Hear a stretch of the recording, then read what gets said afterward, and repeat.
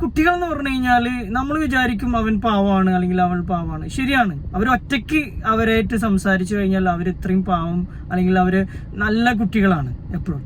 പക്ഷെ ഇവരുണ്ട് ഗ്യാങ് ആയിക്കഴിഞ്ഞുണ്ടല്ലോ, നമ്മൾ വിചാരിക്കുന്ന പോലെ ഒന്നല്ല. ഇവര് ഗ്യാങ് ആയിക്കഴിഞ്ഞാൽ ഒരു വലിയ അവരുടേതായിട്ടുള്ള ഒരു ലോകത്തിലാണ് അവരാണ് ലോകം ഭരിക്കുന്നത് എന്നുള്ള ചിന്തകൾ പല കുട്ടികളിലും ഉണ്ട്.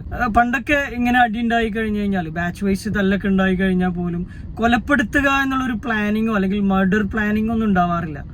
10ാം ക്ലാസ് വിദ്യാർത്ഥിയായിട്ടുള്ള ഷഹബാസിന്റെ മരണവുമായി ബന്ധപ്പെട്ട് അവരുടെ സഹപാഠികൾ, കൊലപ്പെടുത്തിയ സഹപാഠികൾ തമ്മിൽ ചാറ്റ് ചെയ്തിട്ടുള്ള ശബ്ദരേഖകൾ കേട്ടിട്ട് ശരിക്കും മരവിച്ചു പോയി. എങ്ങനെയാണ് കുട്ടികൾക്ക് ഇങ്ങനെ ചെയ്യാൻ പറ്റുന്നത് എന്നുള്ളത് നമ്മൾ ശരിക്കും ഞെട്ടിപ്പോവാണ്. ഈ ഒരു 2025 എടുത്ത് നോക്കിക്കഴിഞ്ഞു കഴിഞ്ഞാൽ നമ്മളെ ഞെട്ടിക്കുന്ന, മരവിപ്പിക്കുന്ന പല വാർത്തകളാണ് വന്നുകൊണ്ടിരിക്കുന്നത്. അപ്പോൾ കുട്ടികളെ സംബന്ധിച്ചിടത്തോളം ഇതിലേക്ക് നയിക്കുന്ന ഒരുപാട് കാര്യങ്ങളുണ്ട്. ഒന്നാമത്തെ കാരണം എന്ന് പറയുന്നത് മൊബൈൽ ഫോണ് കൊടുക്കുക എന്നുള്ളത്. എന്തിനാണ് 10th പഠിക്കുന്ന കുട്ടികൾക്ക് മൊബൈൽ ഫോൺ? കാലഘട്ടമൊക്കെ മാറിയില്ലേ സാറേ എന്നുള്ളതാണ് കുട്ടികളുടെ പാരന്റ്സ് പറയുന്ന കാര്യം. കാലത്തിനനുസരിച്ച് നമ്മൾ മാറണ്ടേ എന്നുള്ളത്. അങ്ങനെ ഒരു മാറ്റത്തിന്റെ ആവശ്യമില്ല എന്നുള്ളതാണ് എൻ്റെ അഭിപ്രായം. കാരണം 10ാം ക്ലാസ്സിൽ പഠിക്കുന്ന കുട്ടികളെ സംബന്ധിച്ചിടത്തോളം ഫോണിൽ നോക്കി പഠിക്കാനാണെന്നുണ്ടെങ്കിലും ആ ഒരു പഠനം നടത്തണം എന്നുണ്ടെങ്കിൽ ബുക്കിലുള്ള തന്നെ ശരിക്കും പഠിച്ച് തീരുന്നില്ല എന്നുള്ളത് വേറൊരു സത്യമാണ്. ഇനി ഫോണിലൂടെ ഒന്നുകൂടി അപ്ഡേറ്റഡ് ആയി പഠിക്കണം എന്നുണ്ടെങ്കിൽ പോലും അവർക്ക് പാരന്റ്സിന്റെ ഫോൺ യൂസ് ചെയ്യാം.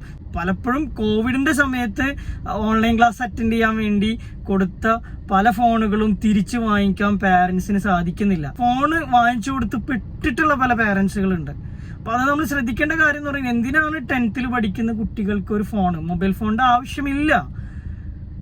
ഇനി അങ്ങനെ അവർക്ക് യൂസ് ചെയ്യണമെന്നുണ്ടെങ്കിൽ പാരന്റ്സിന്റെ ഫോൺ യൂസ് ചെയ്യാം. കുട്ടികൾ എന്ന് പറഞ്ഞു കഴിഞ്ഞാല് നമ്മൾ വിചാരിക്കും അവൻ പാവമാണ് അല്ലെങ്കിൽ അവൾ പാവമാണ്. ശരിയാണ്, അവർ ഒറ്റയ്ക്ക് അവരായിട്ട് സംസാരിച്ചു കഴിഞ്ഞാൽ അവർ ഇത്രയും പാവം അല്ലെങ്കിൽ അവര് നല്ല കുട്ടികളാണ് എപ്പോഴും. പക്ഷെ ഇവരുണ്ട് ഗ്യാങ് ആയിക്കഴിഞ്ഞുണ്ടല്ലോ, നമ്മൾ വിചാരിക്കുന്ന പോലെ ഒന്നല്ല. ഇവര് ഗ്യാങ് ആയിക്കഴിഞ്ഞാൽ ഒരു വലിയ അവരുടേതായിട്ടുള്ള ഒരു ലോകത്തിലാണ് അവരാണ് ലോകം ഭരിക്കുന്നത് എന്നുള്ള ചിന്തകൾ പല കുട്ടികളിലും ഉണ്ട്. അപ്പൊ അതുകൊണ്ട് നമ്മൾ ശ്രദ്ധിക്കേണ്ട കാര്യം, ഈ ഒരു സമയത്ത് ഫോൺ ഒരിക്കലും കൊടുക്കാതിരിക്കുക. കുറച്ചും കൂടി പക്വതയായിട്ട് ഒരു +2 ഒക്കെ കഴിഞ്ഞിട്ടാണ് ഫോണിന്റെ ആവശ്യമുള്ളൂ എന്നുള്ളതാണ് എനിക്ക് മനസ്സിലാവുന്നത്. കാരണം ഈ ഒരു 10th പഠിക്കുന്ന കുട്ടികൾക്കൊന്നും ഫോണിന്റെ ഒരു ആവശ്യകത ഇല്ല. ഇപ്പോഴത്തെ കുട്ടികൾക്ക് നിയമങ്ങളെ കുറിച്ച് വ്യക്തമായിട്ട് ധാരണകളുണ്ട്. അത് മാത്രമല്ല, ഒരു കുട്ടിനെ അടിക്കുക എന്നുള്ളത് കുറ്റകരമാണ് എന്നുള്ളത്, അല്ലെങ്കിൽ ശിക്ഷിക്കുക എന്നുള്ളത് കുറ്റകരമാണ് എന്നുള്ളത് അവർക്ക് വ്യക്തമായിട്ട് അറിയാം. ആ ഒരു പേടിയില്ലാത്തത് കൊണ്ട് തന്നെ കൂട്ടമായി തല്ലി കഴിഞ്ഞു കഴിഞ്ഞാൽ കേസ് ഉണ്ടാവില്ല എന്നുള്ള രീതിയിലാണ് അവരുടെ ശബ്ദരേഖകൾ നിങ്ങൾ കേട്ടിട്ടുണ്ടായിരിക്കും. അപ്പോൾ അവര് ധൈര്യവാന്മാരാണ് ശരിക്കും പറയണമെന്നുണ്ടെങ്കിൽ കുട്ടികളെ സംബന്ധിച്ചിടത്തോളം. കുട്ടികൾക്ക് കുറച്ച് പേടിയൊക്കെ വേണം. അങ്ങനത്തെ സ്കൂളിലുള്ള ടീച്ചേഴ്സ് വേണം. അല്ലെങ്കിൽ പണ്ടൊക്കെ അടി ഉണ്ടാക്കി കഴിഞ്ഞാൽ ആ സാറ് പിടിക്കുമല്ലോ എന്നുള്ള പേടി ഇപ്പോഴത്തെ കുട്ടികൾക്ക് അതില്ല. അവർക്കറിയാം ഏറി വന്നു കഴിഞ്ഞാൽ ഇതെന്തുണ്ടാവുക എന്നുള്ളത്. ഒരിക്കലും അവർക്ക് അടി കിട്ടാനോ അല്ലെങ്കിൽ ആ വ്യക്തമായിട്ടുള്ള സ്ട്രിക്റ്റിലേക്ക് എത്തില്ല എന്നുള്ളത് അറിയാം. കൂടിപ്പോയ സസ്പെൻഷൻ, ഇതിന്റെ അപ്പുറം പോയില്ല എന്നുള്ളത് അവർക്കറിയാം.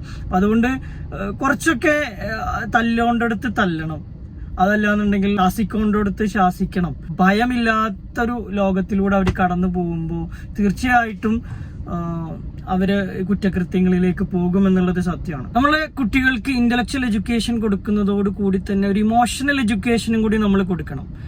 അവരുടെ ഇമോഷൻസ് അത്രത്തോളം ബാഡ് ആയിക്കൊണ്ടിരിക്കുകയാണ്. എംപതി എന്താണ്, മറ്റുള്ളവരുടെ വ്യൂ പോയിന്റിൽ നിന്ന് നമുക്ക് എങ്ങനെ ചിന്തിക്കാൻ കഴിയണം. എസ്പെഷ്യലി സ്കൂളിലൊക്കെ അതിനുള്ള ഒരു പാഠപദ്ധതികൾ വരണം. ഇപ്പൊ 10th തന്നെ ഉണ്ട് കേട്ടോ, സിവിക് കോൺഷ്യസ്നെസ് എന്ന് പറയുന്ന ഒരു ചാപ്റ്റർ ഉണ്ട്. മറ്റുള്ളവരുടെ താല്പര്യത്തിനനുസരിച്ച് നമ്മൾക്ക് എങ്ങനെ പെരുമാറാം എന്നുള്ള കാര്യങ്ങളൊക്കെയാണ് അതിൽ പഠിപ്പിക്കുന്നത്. ഒരു ചാപ്റ്റർ അതിന് വരുന്നുണ്ട്, സിവിക് കോൺഷ്യസ്നെസ്.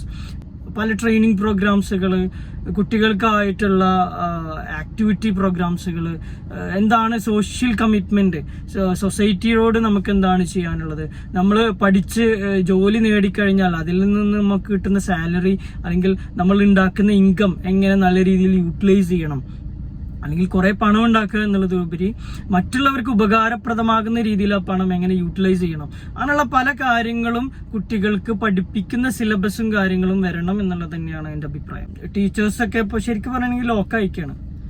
തല്ലാനും പാടില്ല, ചൂടാവാനും പാടില്ല, എന്നാൽ അവരെ കൊണ്ട് അവരെ സ്നേഹിച്ച് പഠിപ്പിക്കാനും കഴിയുന്നില്ല എന്നുള്ള സിറ്റുവേഷനിലാണ് പല ടീച്ചേഴ്സും എത്തിയിരിക്കുന്നത്. അപ്പം നമുക്ക് രണ്ടും വേണം. ഫ്രണ്ട്ലി ലെവലിൽ അവരെ കൊണ്ടുപോകാൻ പറ്റും വേണം, അറ്റ് ദ സെയിം ടൈം അവിടെ സ്ട്രിക്റ്റ് ഉള്ള ഒരാൾ വേണം. നമ്മൾ ഹെൽമെറ്റ് ഇടുന്നത് സേഫ്റ്റിനേക്കാൾ കൂടുതൽ നമ്മളുടെ ഫൈന് കൊടുക്കേണ്ടി വരുമല്ലോ, അല്ലെങ്കിൽ പോലീസ് പിടിക്കുമല്ലോ എന്നുള്ളൊരു ഭയം ഉള്ളത് കൊണ്ട്, അവിടെ ഒരു നിയമം ഉള്ളത് കൊണ്ടാണ് നമ്മൾ എന്ത് ചെയ്യുന്നത്, ഇതിലേക്ക് നമ്മൾ അത്രയും ഇമ്പോർട്ടൻസ് കൊടുക്കുന്നത്. കൊലപാതകികൾ അല്ലെങ്കിൽ ഇത്തരം ക്രൈമുകൾ ചെയ്യുന്നവർക്ക് വ്യക്തമായിട്ടുള്ള ശിക്ഷ കിട്ടുന്നുണ്ട് എന്നുള്ളത് ആ ഒരു മെസ്സേജ് നമ്മളിലേക്ക് പാസ് ചെയ്യുമ്പോൾ ഓട്ടോമാറ്റിക്കലി കുറ്റകൃത്യങ്ങൾ ചെയ്യാനുള്ള ടെൻഡൻസി എന്തായാലും കുറയും. എനിവേ, ഇത്തരം പ്രശ്നങ്ങൾ ഇനി ഇല്ലാതാക്കുക എന്നുള്ളത് നമ്മളുടെ ഓരോരുത്തരുടെയും ഉത്തരവാദിത്വമാണ്. നമുക്കതിനു വേണ്ടിയിട്ട് പരിശ്രമിക്കാം.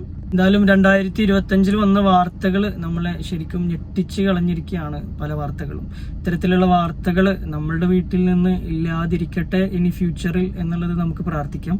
അതിനു വേണ്ടിയിട്ട് നമുക്ക് പ്രയത്നിക്കാം. സ്നേഹം നമ്മൾ വാരിക്കോരി കൊടുക്കുക, കുറെ ഫോൺ കൊടുത്തിട്ട് കാര്യമൊന്നുമില്ല. നെക്സ്റ്റ് വീഡിയോ ആയിട്ട് നമുക്ക് വീണ്ടും കാണാം. അതുവരേക്കും ഗുഡ് ബൈ.